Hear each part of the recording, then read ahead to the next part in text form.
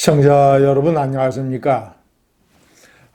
한동훈 전 대표가 오늘 국회 본청 앞 계단에서 대선 출마를 선언합니다.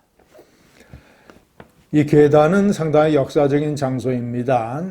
12.3 계엄의 밤 한동훈 전 대표가 일단의 국민의힘 의원들과 함께 이 계단으로 본청에 들어가서 결국 본회의장에서 계엄 해제 요구 결의안에 적극적으로 동참을 해서 많은 것을 바꿔놓고 이루어냈습니다.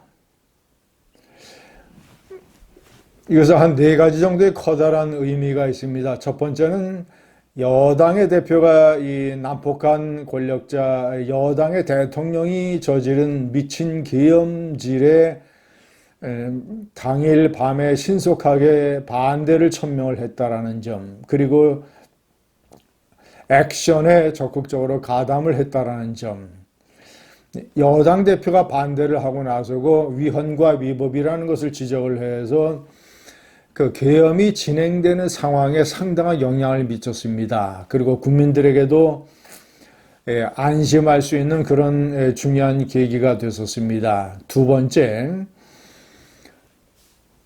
여당의 대표가 이 추경호 원내대표 윤석열 대통령의 지시를 받았는지 계엄 해제의 소극적이었던 이 친윤계 다수를 물리치고 소수의 인원 이나마 데리고 적극적으로 계엄 해제에 동참을 함으로써 국민의힘이 내란 동조당이라는 이런 이 누명만을 쓰게 되는 그런 상황을 막을 수 있다는 점, 국민의힘과 보수를 결과적으로 지켜내고 국민의힘이 대통령 선거에서 그래도 싸워보고 국민에게 표를 달라고 할 수 있는 여지를 만들었다라는 점, 이것이 두 번째입니다. 세 번째, 자, 개인적으로는 이 한동훈 전 대표가 본인이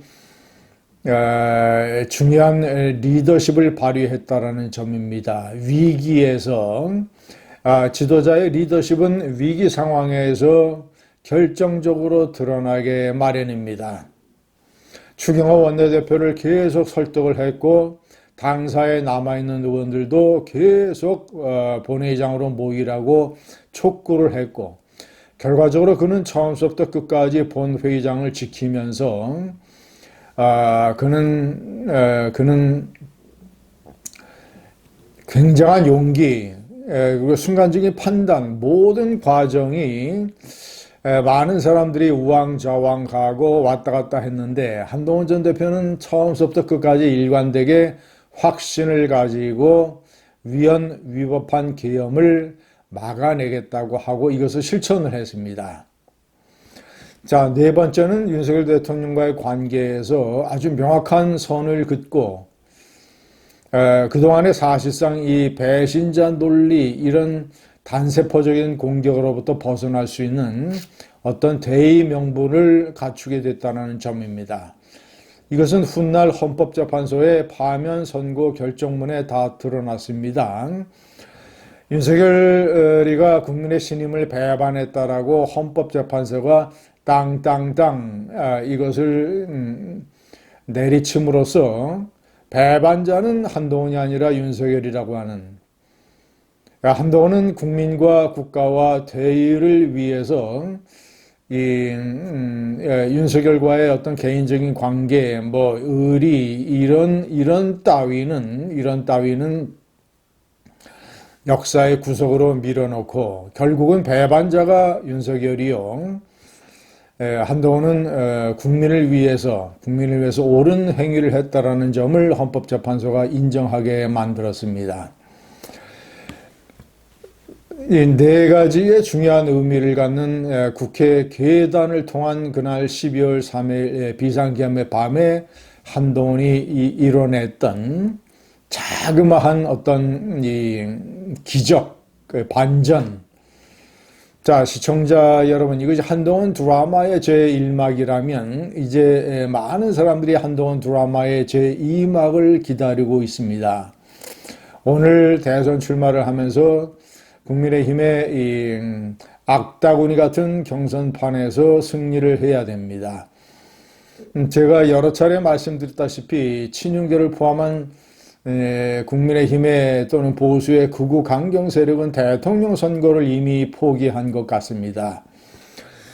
누가 나와도 대통령 선거를 지휘는 것이기 때문에 김문수나 홍준표, 특히 김문수를 대통령 후보로 뽑아서 그가 본선에서 지인다고 하더라도 다시 그를 전당대회에서 당대표 후보로 내세워서 그로 하여금 당권을 잡게 하고, 그래서 친윤계가 당권을 최소한 3년을 유지를 해서 3년 후에 총선판에서 TK 연합권 의원들을 중심으로 해서 공천을 다시 받아서 그동안 3년 동안은 야당원을 재밌게 하고 3년 후에 국회의원 공천을 다시 받아서 이제 개인적인 어떤 이런 이익을 꾀하는 것이 더욱더 중요하다라는 생각들을 그들은 하고 있을 것입니다.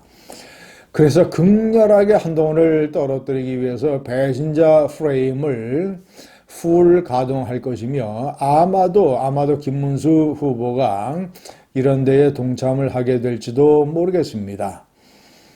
자, 이제 한동훈 드라마 제2막은 이제 이 한동훈 대표가 이것을 극복을 하는 것. 1차 경선 그리고 2차 경선 최종 결선에서도 지난해 당대표 경선에서 받았던 63%의 놀라운 득표요.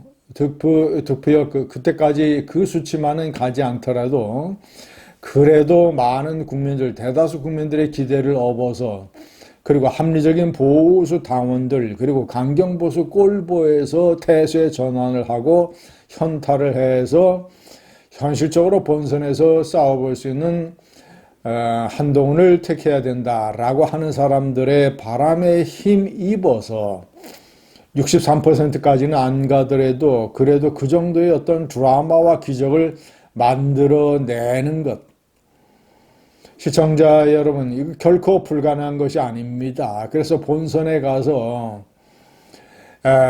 결국은 대한민국에 있는 두 명의 위험한 인물. 첫 번째는 미친 계엄령을 저질렀던 술 취한 권력자 윤석열을 내가 제지했다. 자, 이제 남아있는 넘버2 위험한 인물.